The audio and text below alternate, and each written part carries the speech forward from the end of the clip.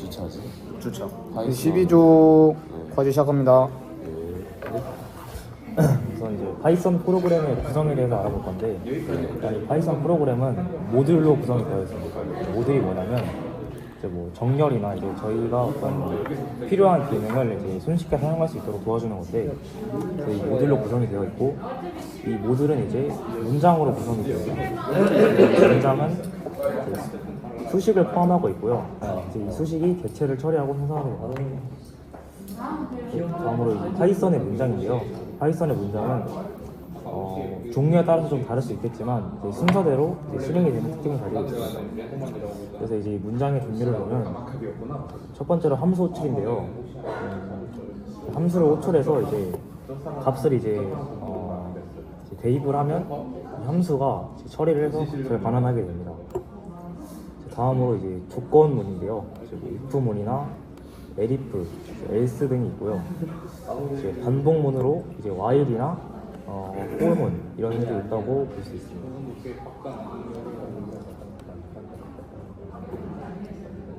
다음으로 이제 복합문인데, 이 복합문은 이 헤더라인이랑 블록으로 구성이 되어 있는데요.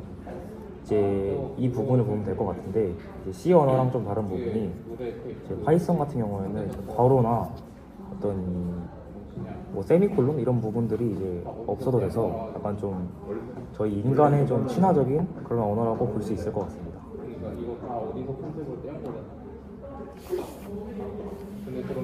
네, 참고사항인데요.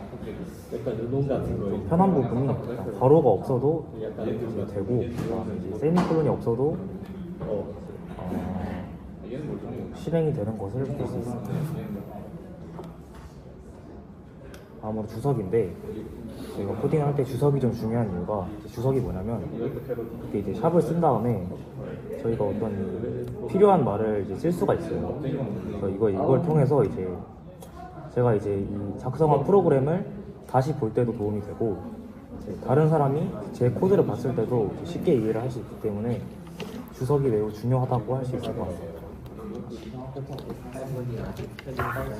네, 다음은 라인 유지하기인데, 이 코드를 짜다가 너무 줄이 길어지게 되면 다음 문장으로 넘겨야 될 때가 있는데, 그때 역슬래시, 그러니까 백슬래시 문자를 써주게 되면 다음 줄을 이어서 이렇게 쓸 수 있는 걸 확인할 수 있습니다. 근데 중요한 게 백슬래시 다음에 바로 엔터를 해야지 점점점 이렇게 나타나고, 이 뒤에 예를 들어서 뭐 스페이스를 한 번 더 누른다든지 해서 공간이 생기게 되면은 이게 예상하지 못한 문자가 줄 바꿈에 포함되어 있다라는 신텍스 에러가 뜨게 돼요. 그래가지고 백슬래시하고 바로 엔터를 쳐야지 다음 줄을 운영할 수가 있는 걸 알수 있습니다. 근데 약간 예외가 있는데, 리스트나 튜플이나 딕셔너리, 뭐 셋 같은 애들은 얘네들은 그냥 띄워도 뭐 그냥 점점점이 나와서 괄호를 마무리해라 뭐 이런 뜻으로 나오게 됩니다.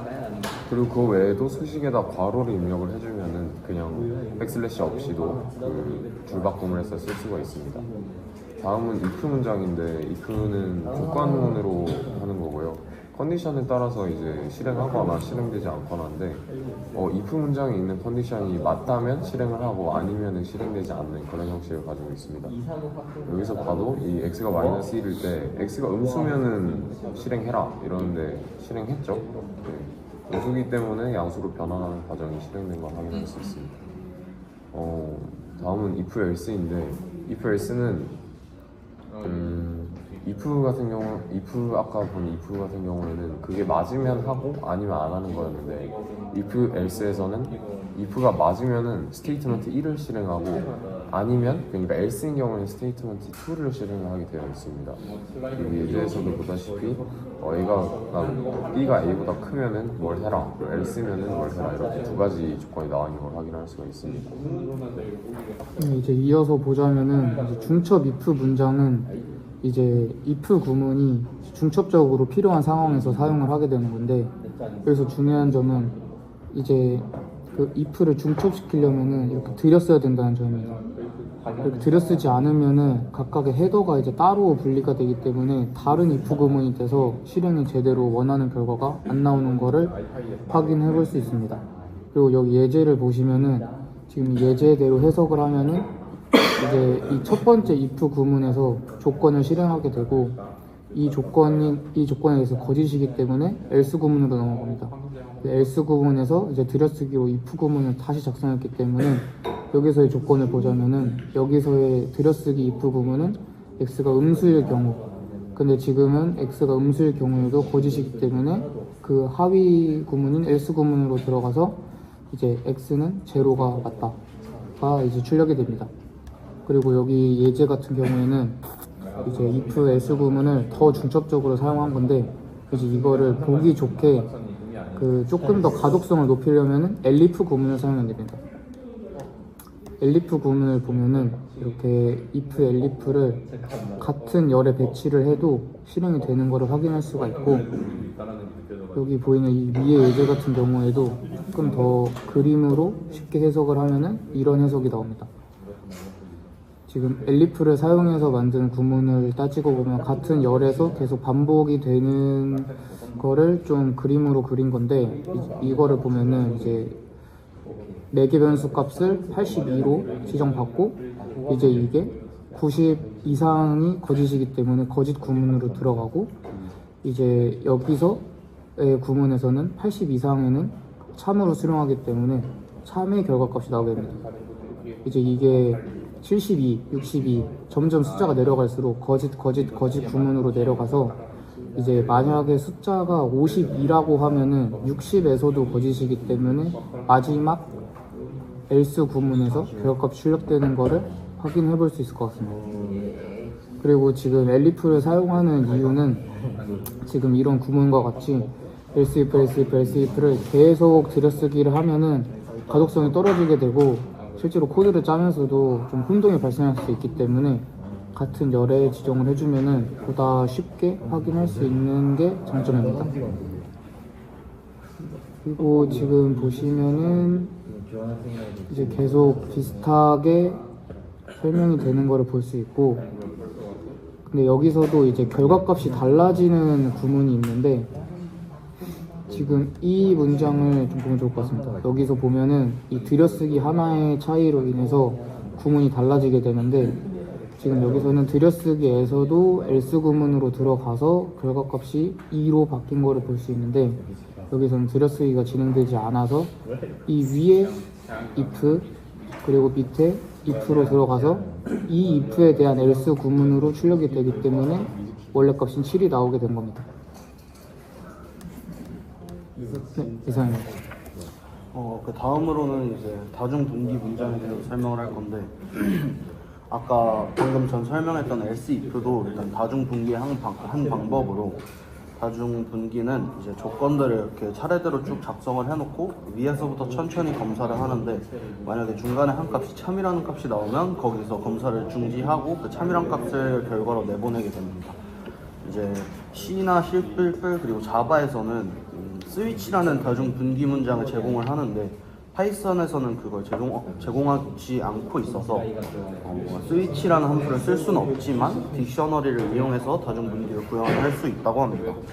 여기 예제를 보면은 스코어가 80인데 그리고 레벨이라는 값을 스코어를 10으로 나눈 값을 레벨이라고 지정을 하겠다 하면 81을 10으로 나누면 8이 되고, 그러면 이 그레이드에서 12A, 9가 A, 8이 B 이런 식으로 쭉 나열을 해놓으면 이제 마지막에 그레이드를 표현할 때 안에 값을 레벨로 넣어서 아까 레벨이 8이었으니까 8에 해당하는 B가 나오게 됩니다. 이제 이 다중분기라는 게 모두 마지막에 else가 들어가긴 하는데, 이 else는 모든 조건이 거짓일 때 else가 사용되고 하나가 참이면 밑에부터 검사를 안 하고 조건을 위에서부터 순서대로 검사할 수 있다는 장점이 있습니다. 그리고 이제 요 옆에 디폴트인 경우를 처리하는 방법에서 딕셔너리의 메소드 get에서 디폴트 값을 제시한다고 했는데, 이게 무슨 의미냐면 요 왼쪽에 있는 예시에서는 19가 A고 8이 B고 7이 C고 이렇게 쭉 해서 5, 4, 3, 2, 1, 0까지 지정을 해준 반면에 요 오른쪽에서는 19, 8, 7, 6까지밖에 지정을 안 해줬는데, 여기서 그 get 함수를 쓰게 되면 만약에 레벨이 3이다 했을 때 이 그레이드스 안에 3이라는 값이 없으므로 기본 값인 1을 출력하게 됩니다. 그래서 이제 이 그레이드에 포함되지 않은 값이라도 오류 없이 출력할 수 있다는 그런 성질을 갖고 있습니다. 그리고 이제 비교 연산자, 부율 연산자 그거를 설명할 건데, 비교 연산자의 멤버십에서 비교 연산자는 잘 아시다시피 함수값을 연산하는 그런 함수고요. 근데 여기서 멤버십 연산자는 어떤 값이 안에 포함되어 있는지 아닌지를 검사하는 걸로 리스트, 문자열, 튜플, 딕셔너리 등에서 사용을 하는데, 여기 있는 in이라는 함수가 멤버십의 한 종류입니다. 멤버십엔 in이랑 not in이 들어있어요. 이상입니다.